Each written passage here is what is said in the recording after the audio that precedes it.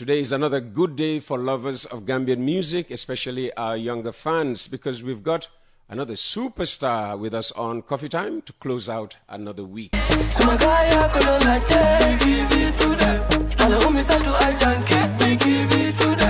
His songs are everywhere on radio, including West Coast Radio, his videos on TV, and he's an established name in the Gambian music scene. Say attack in public, and someone will likely respond, gay. Yes, attack gay. He's my guest this morning. He was recently in the news after signing what many believe to be a lucrative sponsorship deal with Africell. Hopefully he'll tell us something about that. But he's here primarily to introduce the likes of me to his music and let us in on his career so far, the challenges, the successes, the role of music in societal issues and social change, how he sees the music industry in the Gambia.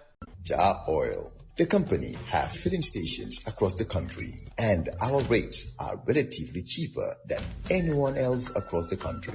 Jar Oil is the biggest producer and distributor of cement in the country with the most competitive prices in the market. Attack gay first in music. My name is Attack Songalatuda. It's called Wicha, and I can see him swinging to his music. Why not? Attack, welcome to Coffee Time with Peter Gomez, and thanks for joining us this morning. Yes, Uncle Peter, thank you very much for having me. Real life having coffee in the studio right now. Thank you so very much. And I love it. Let's start with yourself. Who is Attack Gay? Wow. My real name is Abdullah Gay. Born in Latrukuna, German. Since in the 90s, actually. I don't want to disclose my real age, actually, but yeah. Abdullah Gay is Attack. Actually, Attack is Abdullah Gay. Absolutely. Yeah, so I don't know what else to say, but that's the little I can say. That's all right. Yeah. And what led Abdullah Attack Gay into music? What attracted you? Into the music scene? I used to be a big fan of Gambian music when I was young, and growing and having this Gambian music, always in my mind daily.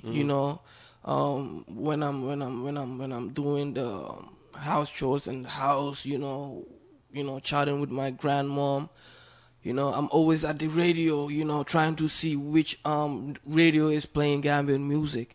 If that station is done, I'm going to the next station, because by then I knew all the radio and TV shows that play Gambian music, okay. And I was following up with them, so that's how Gambian music became part of me.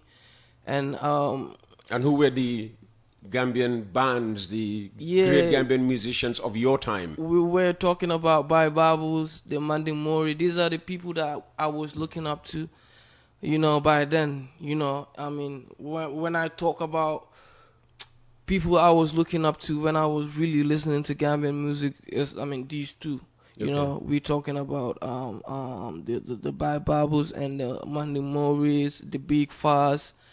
Big Far. Yeah, and the T Smalls, Mahade Hammer. I have a lot of big brothers that, I've been looking up to, and they still here trying to take Gambian music to. And did you go to see them perform live on stage or? Yeah, wherever? That's the main reason why I felt like I should be part of this music industry, because when I watched them perform, I used to want to be the person on that stage, so it's part of the inspiration that got me here. Okay. Yeah. So and what kind of music do you play? I play actually I fuse the local music with whatever I do. It don't matter I'm doing dance hall or I'm doing hip hop or whatever, but whatever I'm doing, I'm always making sure, because I always do my lyrics in Wolof mostly, most of the time. So when it's not me not singing in Wolof, I'll make sure the beat has one of our or two local instrument that's just gonna represent my identity. And what? Okay, why is that important? Why do you want to sing in Wolof? Why do you want to use traditional instruments and make the beat feel African or maybe Gambian? I feel like that's the main reason why my music is outstanding, because I always try to have something I represent.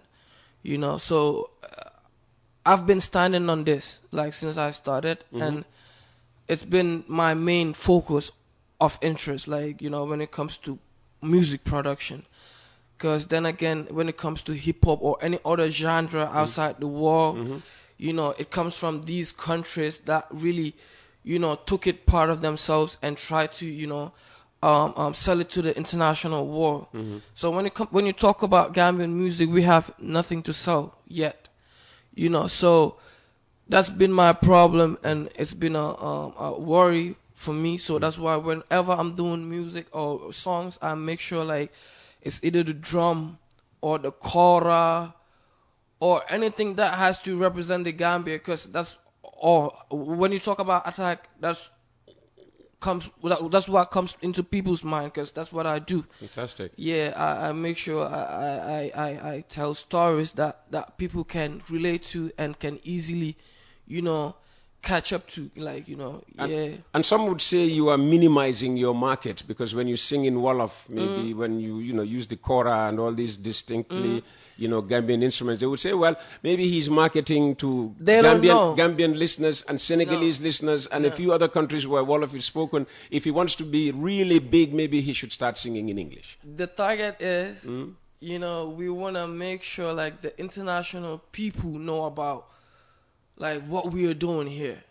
I mean, that's the motion, that's the vision, that's where we want to get to. Because when you talk about the big international musicians all over the world, like I said, there's must be something they're representing.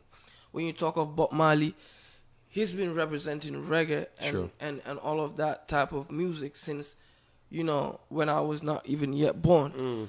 So when you talk about the hip hop artists in America, they stand for something.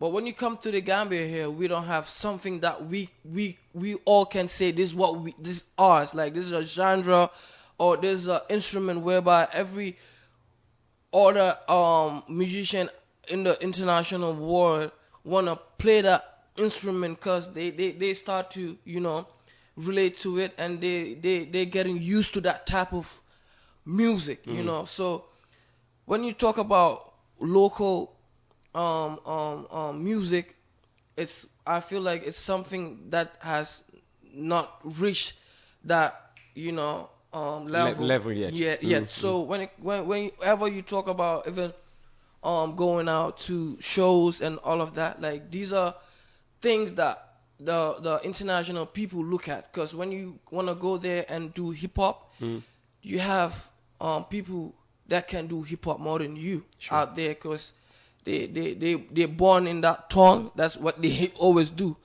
So you cannot do it more than them. With my Wolof and my local music, I don't believe like there's no white person or any other international artist that can do it more than I do. So with this identity I have, I feel like I can with the help of all Gambians coming together, we can come up to something that we can internationally sell. And this has been my worry, and I've been working towards it, and that's why I'm not moving.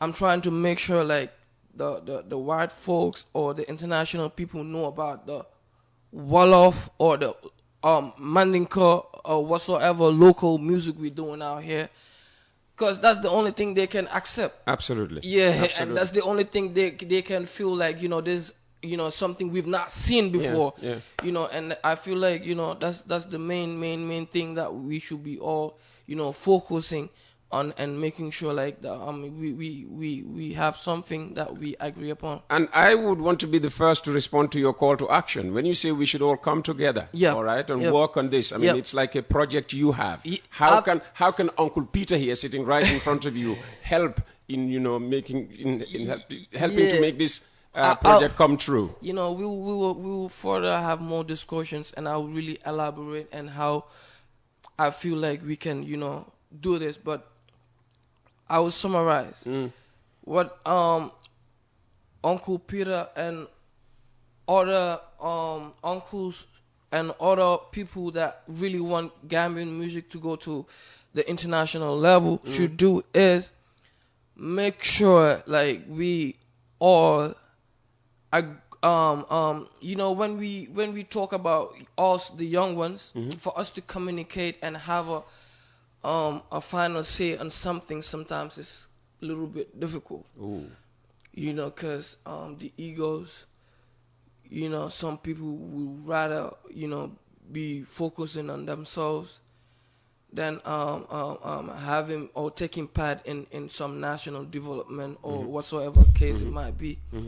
But in this case, for you people, I want you guys to advocate more on that, like to sensitize people. Let them know that the Afro music, the hip hop or the dancehall music can never be better than what we have here. And whenever we come together as one and have a one say, and all of us are like, this what we are selling. It don't matter the language you're speaking or what you're doing. Let us all try and sell this music or this instrument. All of us work together towards it, making sure whatever you do, you make sure that instrument or that thing that we've been talking about is part of what you're doing. We all gonna get there someday, Absolutely. I don't know when, but the Mbala music is doing it. Other genres are doing it. Other countries are doing it. Why not Gambia still? I feel like it's just us not being united. That's the main cause, But once we have an elderly person in the midst of us, the young ones, that can really talk to us and making sure we all have a one say and we all work towards that, I believe within a short period, Gambian music or whatever we're trying to sell is going to be sold. Absolutely. Well, listen, that's a dream that everybody should help you work towards achieving. So that is the dream, that is the vision. Now, what are some of the challenges you faced so far, as you work towards achieving this vision of internationalizing Gambian music? Tribalism? Yep. There's also that in music. I thought that was only in politics. I think it's the main problem that has been weakening Gambian music. I need you to explain this. How is tribalism setting Gambian music back? Actually, I've been a victim, and I'm still a victim of what I'm talking about right now. There's a big project coming up trying to make all Gambian artists one, per se, and making sure like whatever we do on songs to sensitize the people, it's coming from our hearts. Not just, you've been paid to perform to sensitize about unity and you just got your money, that's it. For me, I've been singing in Wolof, and most of my fans are Wolof. I have a lot of Mandinka fans. I have a lot of fans that are in Mandinka societies, in other Jola societies. But look, hopefully in Manjago society as well. Yeah, but in all of these ethnic groups, they have their artists. Like when you go to the Mandinka people, they have their big star. That they will always wanna praise whenever there's a geek or something that's meant for somebody like Attack, they'll rather give it to their person. And when Attack has a show, most of these people will just want to segregate and make sure like no Mandinka goes to Attack show. Oh, that's sad. They've been doing it on social media, trying to discriminate, trying to take me down all these years. Whenever you say something good about me, it's not relevant, it's not important. But whenever there's something, little bit something bad about, or anything bad news about me, they're always eager to publish it and also to add some little stuff that's just gonna worsen the case. Actually, most of these big media houses are owned by the Mandinkas, I might say. When you talk of the big, let's avoid names. I'm just gonna be precise and make sure like this thing that I'm talking about precisely this year, we're not here to I don't know how to say it, but whatever has to be said, I feel like has to be said. It don't matter how the next person gonna feel. But I feel like whenever like there's something good about whosoever it is, it has to be published in a positive way. And the support don't always has to stop at one person, like this or artists. They always have to generalize it and make sure like, all of us that are coming from other ethnic groups are also benefiting from these, positive spreading of news. Actually. Okay. So that's my point. So but whenever I have anything, good, they're not gonna post it. My successes, my big moves, or all of this stuff that's been going on in my career, they never want to talk about it. But whenever Attack has been interrogated or whatsoever or stuff like that, they are making sure like they add even some to even spice it up, to make sure like they have what they want. But there's a saying, whatever doesn't kill you makes you what? Stronger. That's why I'm here still. Exactly. Yeah, so I feel like, not only the social, but it's been, like you said, in the politics, like whenever, like, even the politicians are having their rallies, you see yourself, the Mandinkas standing their side, the Wolof standing their side, they do it in groups. So this is I feel like by time, we don't know where this is gonna lead to, but tribal conflict is something that led to Rwanda in wars, Sierra Leone, Liberia, and we don't want Gambia to be part of these countries that we've seen being in tribal wars. And I can tell you, musicians can play a lead role. Yeah, this lead role. That's what I'm talking about. This lead role has to come from the heart. Like, a big Gambian artist that is representing an ethnic group is wrong. I believe all of us should represent Gambia. Absolutely. It don't has to be like, Attack is having a musical problem with ST or Hussein. So all of the Mandinkas should get up and fight against him. I feel like this been the case, and it is still a problem. It's gonna lead to something that we all don't want. And I believe, like, this in the music industry, like, has been here.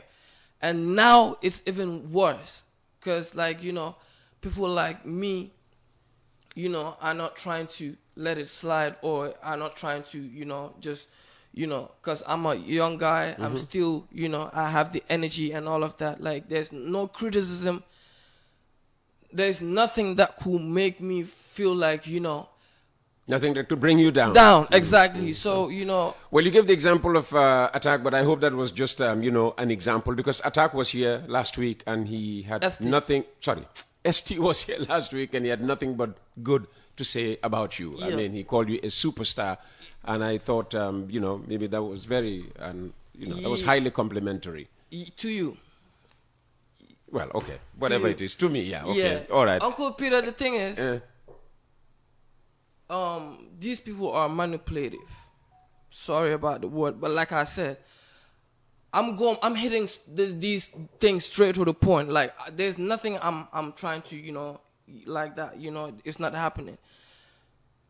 For me, I believe with the help of all Gambians, me personally, my career or where I am at right now should have been in another level. The fact that I am here is because he mentioned me.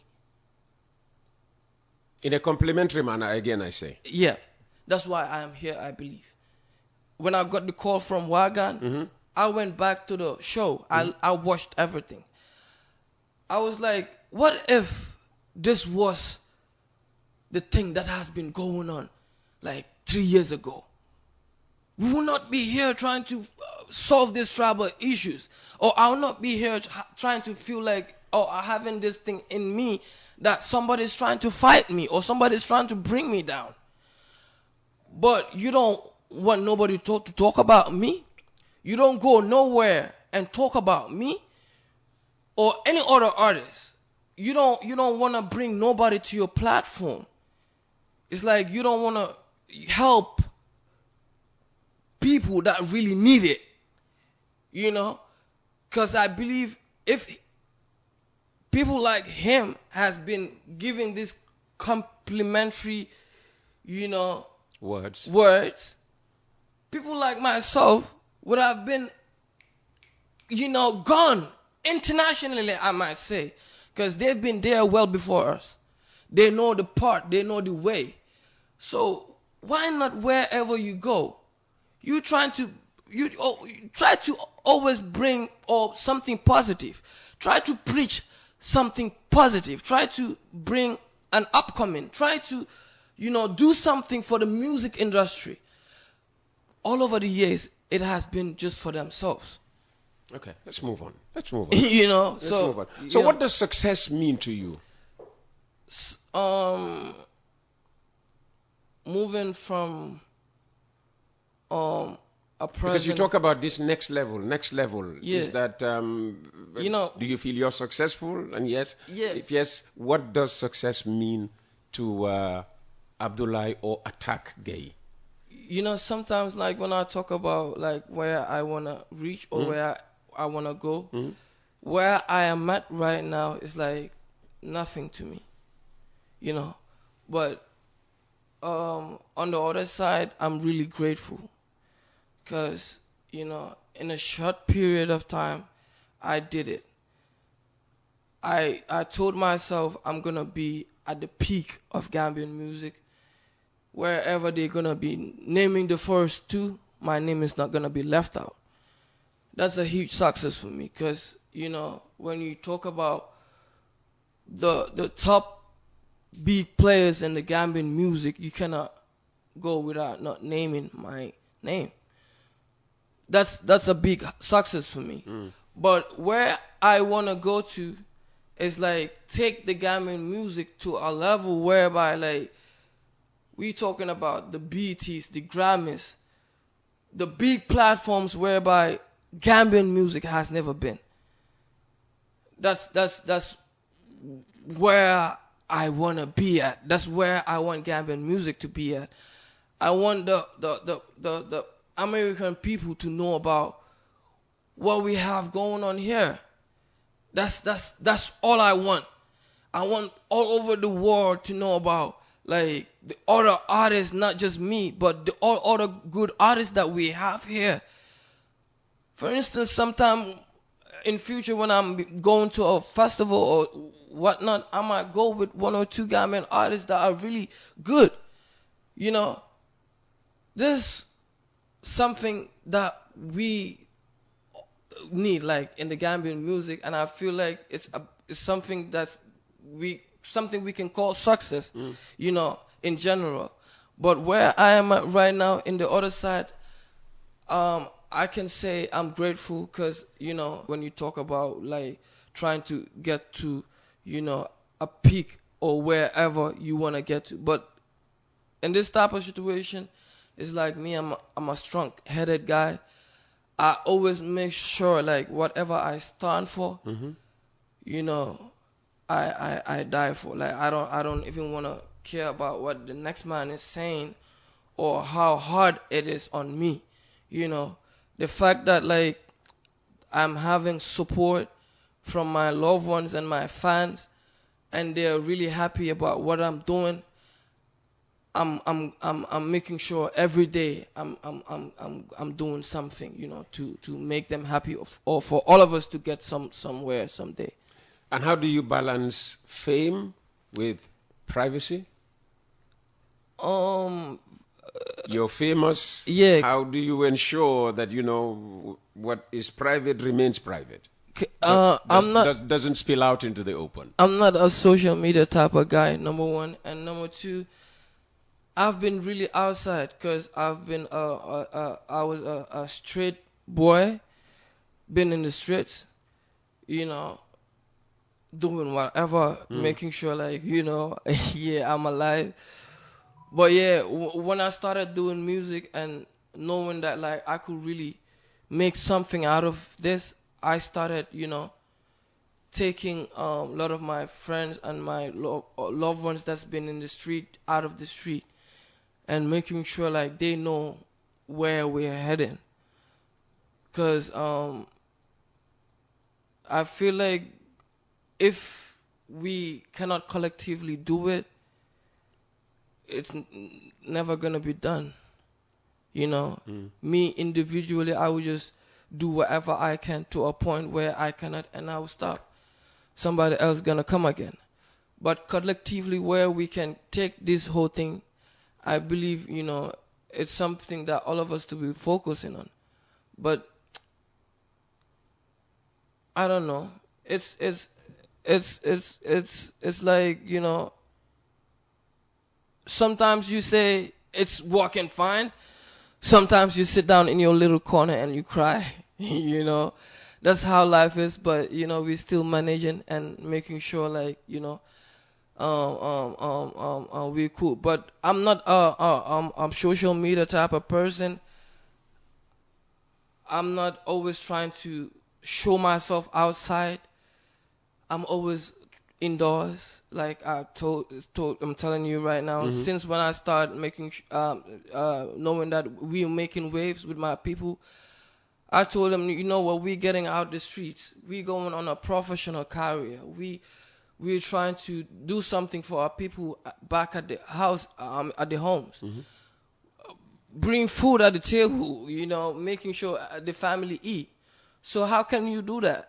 You have to make sure, like, you're not doing what you used to do. You're not going to be outside rampant in the clubs, you know, doing what you've been doing, you know, before. So I believe that's the thing that's been helping me a lot, because I'm, apart from being famous, I'm a notorious person. When I say notorious, like, you know, it's been, you know, when you talk about attack, most of the times what people will see is like gang, boys in the street, bandies, you know, stuff like that. That's what comes in people's mind. But is that what attack is all about? No. In a real life, when you sit with me, you're going to be like, come on, this is not what I thought. Yeah, well, that's the impression I have already of you. Yeah. That's really impression that I have already. Yeah, this is not what I thought. Yeah. So, actually, I'm a gangster in the music because that's how my fans love me. That's how I brand myself. That's what brings money for me. Other than that, sometimes I'm a shy guy. So the stage attack is different from the private attack. Yeah, absolutely. when you come meet me at the house, sometimes when we talk, I cannot even look at you directly in your face. Maybe that's why you're wearing shades. I'm a shy type of guy in a real life, but when I'm doing music, it's like, you know, I put that aside and make sure I do what I have to do. Okay, I'm going to play another song of yours, and yeah, I suppose you composed this for a friend. Dufi, Kaife kama Italy, Bologna Serie A, 99 la Ridal Mitavi. I'm the gold mechanic. Oyama Fitabi. It's called Laka Baro, and yeah, very nice tune.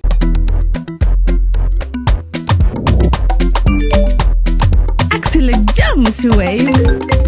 Yo, apply. Yo, luta do dede. Luta munu lo jël moto nga andil ma xaalis. Hello? Bussul mu fine. What? Eh, bussul mu fine. Oh. Yes! Wave acts in Gambia. Deposit and withdraw money, pay bills and buy mobile credit without fees. Transfer money wherever in the country for only 1% fee. At Wave, bussul mu fine. Wave, your money is yours. If you weren't a musician, what would Attack Gay be? If you were not a musician? A footballer. You'd have been a footballer. Yeah. Did you play Nawetan? Did you play in a school team? Yeah. I did all of that, and I've been really fascinated about football, you know, and it's the support I've been getting when I was really young from my grandmom and my mom, you know. They apart from my education, you know, playing football was one of those things that they really supported me doing. Like, whenever I want to go training, they will not stop me. Whenever I wanted new boots, they're going to buy for me. Really? Stuff like that, you know. So, yeah, so that's why I was so, you know. And when you didn't pursue a career in football and chose music instead, were they still supportive? No. No. What did they not like about the music industry? My mom was talking about drugs, girls, and politics. How did you escape the temptation of girls and drugs? I feel like when it comes to drugs, I've been in it. You know, the temptation for the girls, you know, my mom's words always been the help, actually. Very good. You know, because whenever I want to do something bad, when I think about whatever she told me before, I'm like, no. Is she still there giving you support? Yeah. Very good. Because when I started about this whole music thing, they were like, no, you cannot do this because you're the brightest amongst my kids. And she's been a single parent mom, and she's invested a lot in our education. Ah, bless her. You know, so the fact that she don't want that to go in vain, that's why at that moment I know she felt like, you know, music was not the right decision. Does she support your wearing dreadlocks? Yeah, personally. She does? Yeah, she knows everything I'm doing right now, you know. And shouts to her because, you know, she's been a close person to me, you know, since when I was very, very, very, very young. I grew up with my grandmom because, you know, she went to Germany early, you know, abroad. So we've been communicating on a regular, like, you know, daily. You know, I have to report what has been going on in the school every day because, you know, I was that type of kid. You know, I was really making sure everything is intact. And I was also having good grades as well. So very good. Very good. Yeah, good. my mom was really happy about all of that. So me doing music was not something she was expecting. Because when I was really young, I would come up with, today I want to be a pilot. Tomorrow, you know, I always come up with, you know, big things when when you talk about what I want to be in the future. So the music was, I feel like was, I don't know, for her, it was, kind of. Yet She felt disappointed. Yet she probably idolized Michael Jackson, all these big names.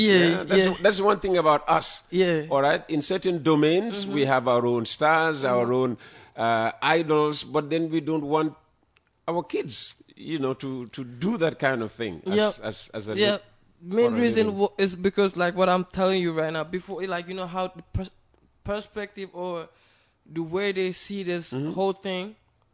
It's like whosoever is doing music or whosoever child is doing music, know that your child is about to get, spoiled, or he or she is gonna fail. She was like, what can you do for yourself doing music? I was like, I can build a house. She said, no, it's only Jalba Kuyate that did that. She said, there's nobody that can do that.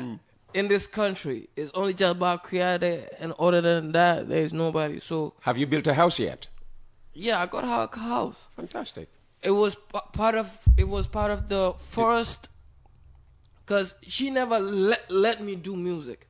So I was like, because verbally, vocally, I did everything. I brought my uncles, my aunties, everybody tried to talk to her. Try to make sure she gave me the green light. But, she said no, cause, she always been saying, like, I've never seen a successful Gambian musician apart from Jaliba Kuyate. So you want us to stay hungry? You want us to be renting like this forever? What are you going to be doing for the family? I was like, I can really do it with this music. She said no. For like, I think 2 or 3 years, we've been going back and forth. But within those 3 years, I've been making sure mentally I've been configuring my mind. This is the only thing that I can do to make sure my mom give me the green light. To make sure she knows, like, I'm doing the music to make sure, like, the family is okay. We've come out from renting. We got our own house. Oh, well done. Stuff like that. So that's been one of my main missions when I was. So after starting. you built the house, then she said, "Well, listen, son, I'm sorry to have studied." So actually, with the help of Saul Fraser. Oh, fantastic! Of Global Properties. Because when I started, I saw Jizu did it for her mom, with the help of Saul Fraser. So I was like, with in a short period of 2 years, I was there doing a mega concert like Jizzle and Esty, in a short period of time. That's why I said, when you talk about my success, in the other hand, I'm really successful. When I look at where I want to go to, I've not done nothing yet. There's always some way to go. There's always some way to go. You spoke about Saul Fraser, but as I said earlier on, Africell have also come, to support you. What deal did you just sign with Africell?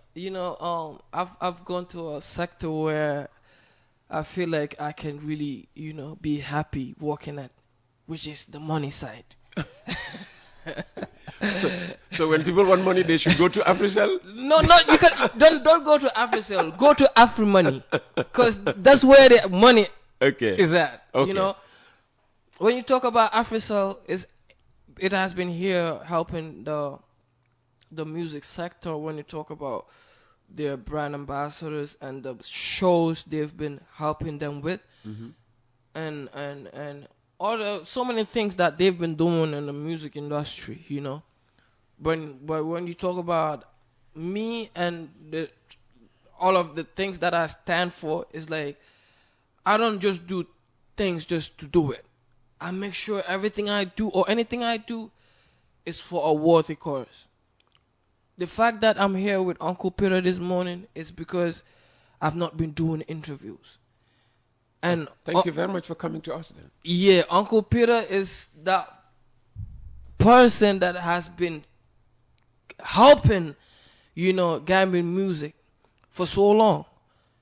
And whenever you wanna advocate for something that's really positive, I feel like this is the right place. This is where you should be. That's why I'm here. Thank you very much. So when you talk about AfriCell or AfriMoney, they never had a brand ambassador. They've never had somebody like me that could really speak for them. You know, so recently at the Yusundu concert, you know, I came with a 1,000,000% energy that's been, you know, probably never been seen or not been seen for a long time. So I came to know about that recently because I sat with your namesake Peter. I don't know if you know him. He was like, you know, yo, that performance, bro, I think is the main reason why the CEO wanted you to come on board. I was like, which performance? He was like, this last performance you did with you shouldn't do at the You Shouldn't Do the show. I was like, oh, bro, I came with this big energy from Basse and it even went home, you know, because I was really hungry and all of that. Like when I was coming from, I was the one driving from Basse. Actually, when I go on trips for shows, I'm the one who drive because I don't trust people. You trust your life in your own hands. In my own hands, actually. There's no friend, there's no manager or nobody that I can trust with my life, actually, other than myself. So whenever I go to Dakar, Basse, Farafenni, I'm the one who's driving. So when I was coming back, I was coming for this show. I was driving on the way. I was only talking about this show. I was praying not being late, making sure we perform, because I think we've already been deposited for that show. I think, we've been fully paid, actually. So I really had to play that show. And I was on the way driving. So we came on a time, on a good time. But I was like, if I had to go home and get ready, I would not make it. So that's how I came straight from, because I packed a turntable, tried to decide what to do. Should I go home at Brewfoot or should I go straight at traffic light?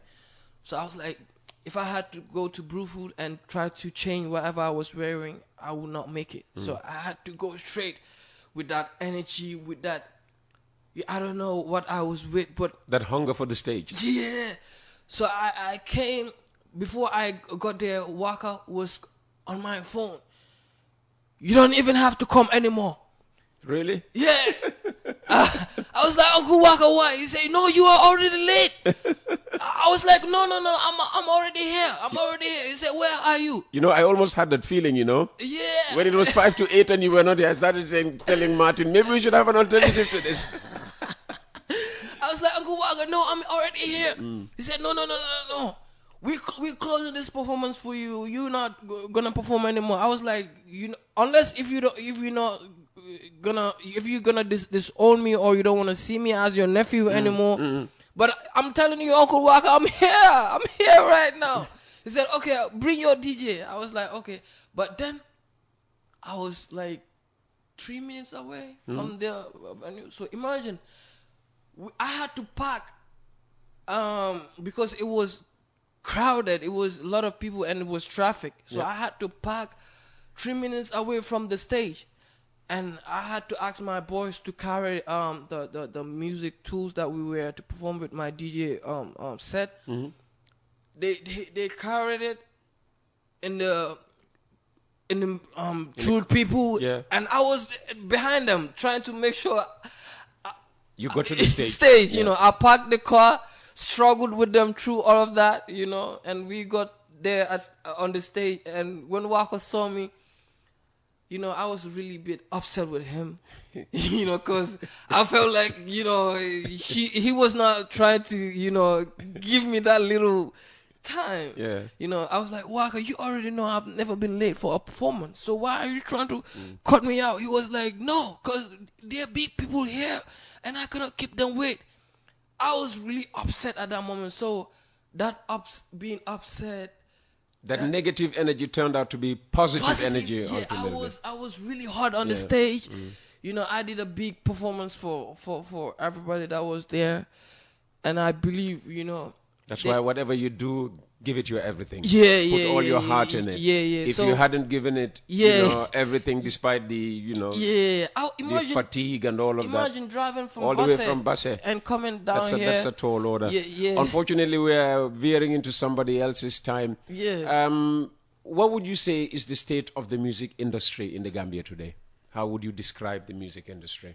We're growing. From the point we have been to where we are right now. I feel like we are really growing. But with the eradication of these tribal conflicts and all of this in the midst of us, the youth, we could have been, way, on another level internationally, So, I believe in a couple more years, with me trying to stand on this, making sure like Gambia is one. You don't have to always try to always put on your Mandinka artist on that show, or trying to make sure it's only that wall of artists going on that tour. I'll be here trying to make sure Gambia is one, either by hook or by crook, making sure like everybody is gonna be like, I'm a Gambian, not a Wolof, or I'm a Gambian, not a Mandinka. We all can be having a jovial relationship. Absolutely. With all of these things, we can do it. Absolutely. But I believe with us having this unity and oneness, like if ST constantly keeps mentioning my name wherever he goes, I believe Gambia is gonna be one. Okay. But it's something that's new. I'm also, every start is a good start. Actually, so that's why I came actually to emphasize that point. Fantastic. The fact that I'm here is because he said something good about me. And we will make sure it continues. Thank you. We will make sure it continues. We'll cut the fans out of the two of you. And a big positive leader like Uncle Peter can really do it. That's why it's a challenge. And finally, Attack. What's the biggest misconception people have about you? That's what I just said. Like when you say Attack, all they see is this rude boy that's always been saying, stuffs on his music or stuff like that, acting some type of way. That's just for entertainment, guys. That's just for entertainment purpose. But other than that, like I'm a cool person. I'm a weird person. I'm a righteous person because I love my religion. I make sure like I'm not doing what I used to do. I always repent and making sure I'm growing, not being on those things I was doing when I was really young. Way in the past. Yeah. Like recently, I met an upcoming artist who was like, "Why are you not that active? Like how you have been with the boys going around everywhere?" I was like, "I'm growing right now. I'm a big guy right now." He said, "You can still do it." I'm like, "No, I'm growing," and I believe like I'm really growing, and I'm past that life now. So let Gambians and people listening to Gambian music now see me as a bad person, because I'm not a bad person. Absolutely. I'm only doing it to make sure I have you guys your attention so that I can get into you guys, But actually my fans are loving it and I'm gonna keep doing it. Attack. Well, we love every second we've spent with you this morning. Thank you so very much for coming to the program. Uncle Peter. Thank All right. you. And that brings us to the end of the program. Attack Gay. If you've never heard his music, go get his music. Great music. Thanks for watching throughout the week. We return on Monday, and we will start the week with Esam by Fal. Have a good weekend. Jar Oil. The company have filling stations across the country, and our rates are relatively cheaper than anyone else across the country. Jar Oil is the biggest producer and distributor of cement in the country with the most competitive prices in the market.